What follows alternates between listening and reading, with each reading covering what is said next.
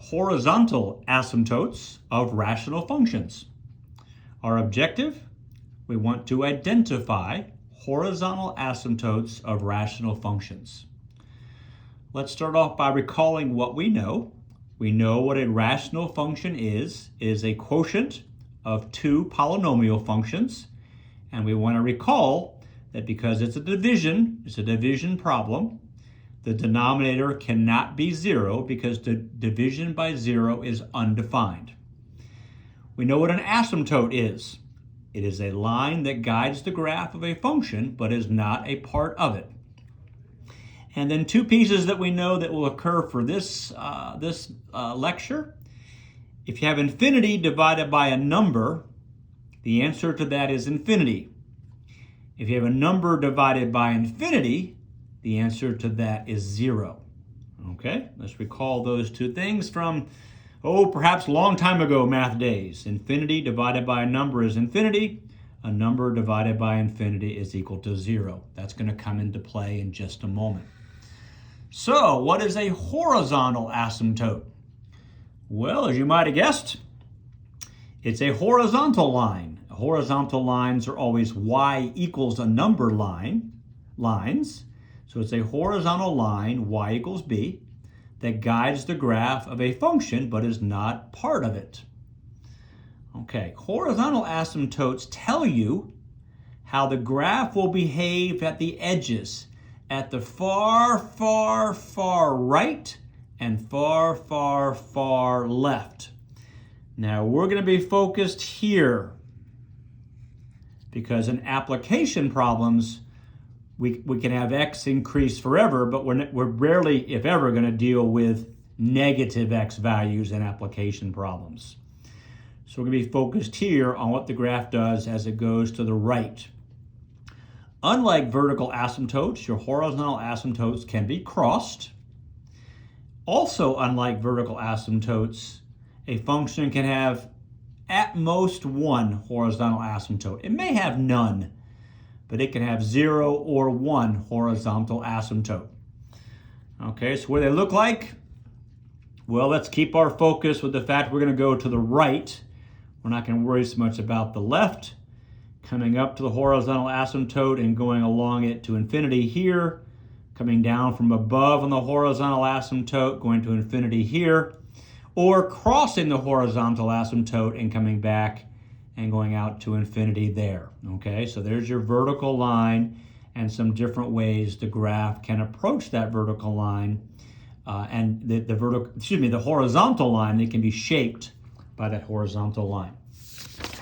Okay, how do we find a horizontal asymptote? Slightly trickier than a vertical asymptote. Okay, let's remind ourselves.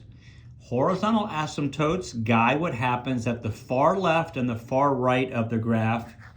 And in application problems, that's our focus as the graph goes to the far right. When x values are really large, okay, that's the going to the right. We're going to focus here. When x goes to positive infinity, that's going to be our focus. Okay, so in going to infinity, it's the leading term of the two polynomial functions, the numerator function and the denominator function, that drives what happens to the graph. The rest of it doesn't matter. It's that first term that's going to take over as we go to infinity. We're going to see that happen in just a moment. Okay, so what are the steps for finding a horizontal asymptote algebraically? First, if necessary, you want to write the numerator and or the denominator in the general form. What that means is the highest power of x is written first and the constant term is written last. We'll do an example of that. Second, we want to circle the leading terms because as x goes to positive infinity or x goes to negative infinity, these are the only ones that matter. The rest of it doesn't matter. When you go to infinity, that first term just takes over. Number 3, we want to remove common factors. And then number 4, we want to analyze the fraction that remains. Let's go back to here. And now you can see why I spoke to these two fractions. Because these two things are going to happen. Okay?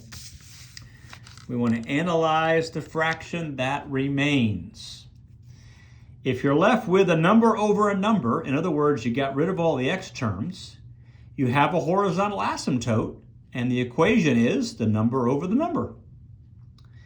If you're left with a number over x, okay, well, x is going to infinity. So the equation of the horizontal asymptote is y equals 0, because a number divided by infinity is 0. Let's remind ourselves, x is going to go to infinity. So this is a number over infinity, which is of 0. If you're left with x over a number, again, let's remind ourselves, x will go to infinity. There is no horizontal asymptote, because infinity divided by a number is simply infinity. That's a lot of stuff. I think 3 examples will help you to see how it works. It's not too bad once you see some examples. So don't get too excited yet. Find the horizontal asymptote, if there is one, of the graph of each rational function. Okay, let me get my notes together. Okay, horizontal asymptotes. Let's take a look at our numerator, x squared x constant. This is in the general form, okay? Highest to lowest. And 3x squared plus 1, this is also in the general form, x squared down to constant. So we're fine with part 1. Okay, let me come down here and tell you part 1. If necessary, well, we don't need to. They're already written in the general form, the highest value of x down to the constant. Number 2, circle leading terms. Okay, let's circle them. Right there, my leading terms. That's all we care about. As x goes to infinity, subtracting 1 or adding 1 has no meaning to going to infinity. Okay, step 3, remove common factors. Okay, so let's take 9x squared over 3x squared, and I'm going to write them out as multiplication, I'm going to write them out as a multiplication problem. The numerator is 9 times x times x. The denominator is 3 times x times x. So I can see common factors. Remove common factors. That and that are common factors. That and that are common factors. And there's a common factor of 3. I'm left with a 1 and a 3. Okay, so what do I get? Well, I get 3 over 1. Well, that's a number over a number. If you're left with a number over a number, the equation of the horizontal asymptote is y equals. Okay, y equals 3 is the horizontal asymptote. Let's see that on the graph. Okay, here's my graph. Go into here. Okay, my function was y equals. It's a rational function, so division key, 9x squared minus 7x minus 1 was the numerator's polynomial, the polynomial in the numerator. And the polynomial in the denominator was 3x squared plus 1. Okay, so there you have it. All right, kind of a crazy looking graph. Okay, there's my graph. If I zoom in, negative 10 to 10, kinda. There we go. There's my graph. Okay. Okay, it has a horizontal asymptote, y equals 3. Well, let's put it in there. Y equals 3, and you can see it now. Okay, you can see. Let me kind of zoom in. Let's go like this. And I'll kind of zoom in this way a little bit, and you can see the horizontal asymptote. Okay, as I go to the right, the graph is coming up, and it's hugging the horizontal asymptote from below. It'll never touch it. As I come in and go left, the graph is coming in from above and is hugging the horizontal asymptote, but will never touch it. So there's your graph, and you can see that they become almost one and the same in that horizontal. As we go to positive infinity, it's getting closer and closer and closer. I'm zooming so you can see it, but it's going to continue to get closer and closer and closer to that horizontal asymptote. I've zoomed in quite closely. Okay, let's take a look at a second example. Okay, g of x equals 9x over 3x squared plus 1. Okay, step 1, if necessary, write the numerator and or denominator in general form. Well, 9x can't be written any other way. And this is x squared followed by constant, so that is in general form the highest power of x followed by lower power of x's, and the constant is last. So we're good. Step 2, circle the leading terms.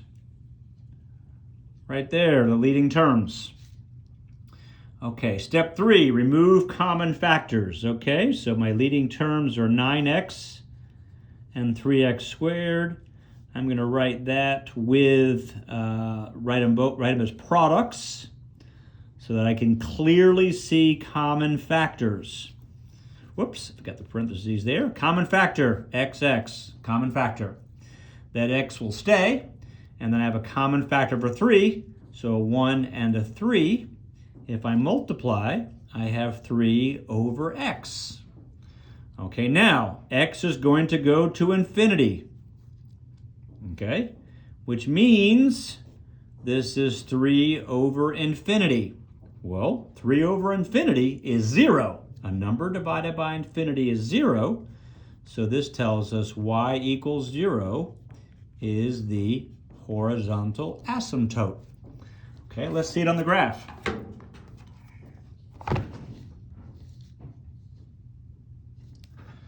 I'll get out of here. I'll go back into this one and I'll just adjust it. So my numerator was just 9x. Okay, I think I got it. There we go. My denominator in this one is 3x squared plus 1. Same, good. And so what does this graph look like? Let's press the home key. There it is. Very similar graph, actually. It goes down and does that. And you'll notice as we go to the left, it's coming down from above and hugging the x-axis, which is the line y equals 0. And as the graph goes to the right, it drops down and comes back up, and it's hugging the x-axis, which is the line y equals 0. So it is showing us a horizontal asymptote around the line y equals 0. Let's graph y equals 0 and we'll see it. Y equals 0. There you go. The red line is indicating that's the horizontal asymptote that is shaping this graph, but is not part of the graph right there. Okay, last but not least, let's take a look at letter C down here. Okay. And here's an example where I need to apply step 1. The numerator is written in general form, 9x cubed. The denominator has the x squared term last, and we need to have our highest degree first and our constant last. So we're going to rewrite this as 3x squared plus 1, because we want to focus on the leading terms. So step 2, let's circle those leading terms. There we go. Okay, 9x cubed over 3x squared. And I'm going to write this with all these, with the multiplication, I'm going to expand it. 9x cubed is 9 times x times x times x. 3x squared is 3 times x times x. Remove common factors, an x and an x, an x and an x. I'm left with this x. And then I got a 3 out of that one, and a 3 out of that one. And I'm left with 3 times x over 1. Okay, as x goes to infinity, well, 3 times infinity is infinity. I have infinity over 1. Infinity over 1 is infinity. So I have no horizontal asymptote. None. Okay, I can't have an x equals infinity. There's no such thing. I have no horizontal asymptote in this case because I got infinity divided by a number. Let's take the last look at this graph, and we will see no horizontal asymptote. At least that's my hope anyways. Okay, let's go back to here. This one is 9x cubed. And 1 plus 3x squared, well, I'll change it up because just to make sure it looks like the same thing, but it doesn't matter thanks to the addition being commutative. There's my graph. Okay, notice I have no horizontal asymptote. I got a little flattening in there, but that's not a horizontal asymptote affecting the ends as I go to positive infinity and negative infinity. There is absolutely no horizontal asymptote in that graph. So, horizontal asymptotes. Focus on the leading terms and then factor out common factors to get the equation of the horizontal asymptote, or, as an example, see here, the fact that you don't have a horizontal asymptote.